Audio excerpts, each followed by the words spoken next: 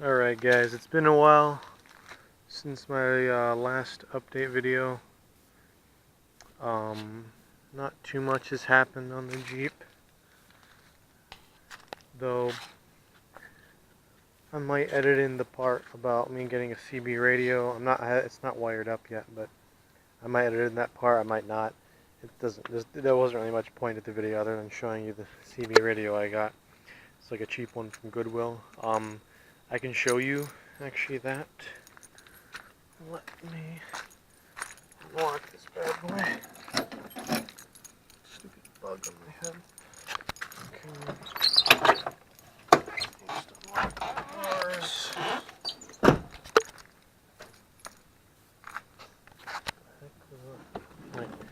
Oh yeah, there it is. It's a basic General Electric one. I tested it, it works. I just need to get a cable for the antenna, and then I've never used the CB radio before, but I've heard they're useful on the trail and whatnot. There's my bike for going to school. It's fluid I bought from the gas station. Big thing I wanted to talk about. It's kind of funny. I got a lot of stuff I need to do with the Jeep. Might be replacing the fuel pump, unfortunately. But big thing is, I mentioned in the video that I might cut in that I bought a cheap Chinese eBay, air horn kit, and it came in, and I've installed it, and I'll tell you a little about it once I get the hood open. So engine compartment, so the kit came with a little compressor and the horn in a tube. No wiring. I had plenty of wiring for my dad's stash, so that came in and whatnot. So what I did is I mounted compressor right there. It's solid because it's got a, you can see it's got a lock washer on the bottom through that hole there. It's right there actually. The tube actually, I was able to shove it through that hole there. So it kind of goes out here, down there, and curves around into the horns. So, here are the horns. They're held with one bolt to the bracket to the top, and then the two bolts mounted to the air horn. That is way down there, if you can see, maybe I can zoom in. Right there. Wiring, I might clean up the wiring a bit so not just stuff dangling everywhere, but it works.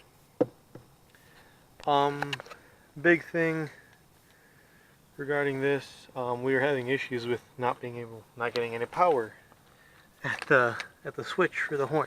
So you notice my horn is gone on both sides actually, because I'll get to that. So we weren't getting power to it, and we were testing the relay because the switch on the horn, worked. It worked for great actually.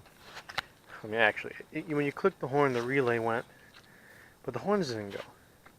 So after my dad was testing the relay, different cables, doing all kinds of stuff, I looked up some stuff online, and apparently the horn is fused separately from the relay.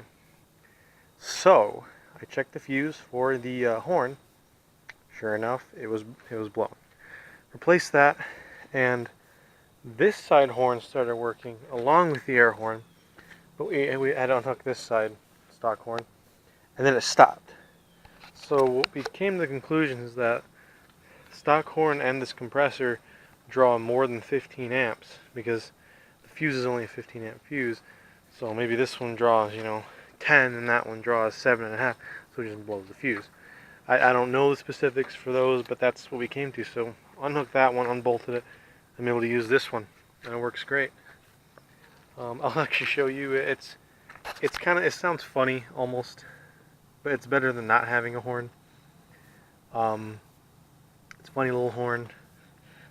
It's loud. It's not like Horn Blaster brand, big air tank compressor loud, but it's loud enough that you'll notice it.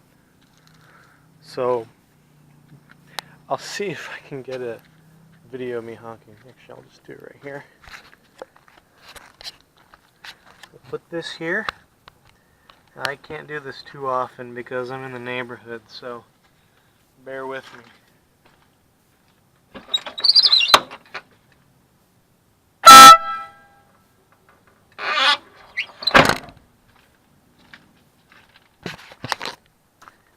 So, there it is. A fun little horn for a fun little time, you know what I'm saying? Yeah, there's not much else I wanted to say about that. It works, it's wired up, and I can push the horn and honk at people. It's fun to just kind of honk it because it sounds cool. Yeah, what else I need to mention about the Jeep? Having starting issues. I have to prime it, I think, about 3 times before it starts up nicely.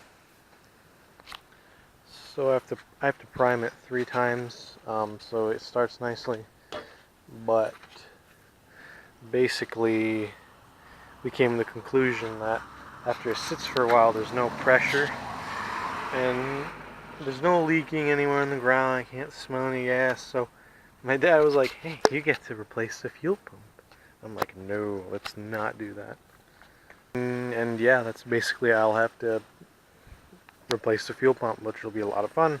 I have a fuel pump actually I bought and never actually installed, but because it wasn't actually causing the issue at the time. But now it's definitely going to be needed before winter, most likely, just because I don't want to be stalling out in the winter and whatnot. There's not much else going on. I have a lot of stuff I want to do. I'm going to go to the junkyard hopefully this weekend, but I also have an exam on Monday in calc, so we'll have to see how stuff goes.